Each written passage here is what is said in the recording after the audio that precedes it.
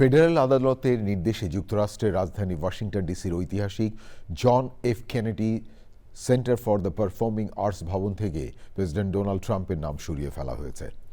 নাম অপসারণ ঠেকাতে কেনেডি সেন্টারে ট্রাম্প অনুগত পরিচালনা পর্ষদ আদালতের দ্বারস্থ হলেও বিচারক সেই আবেদন খারিজ করে দেন।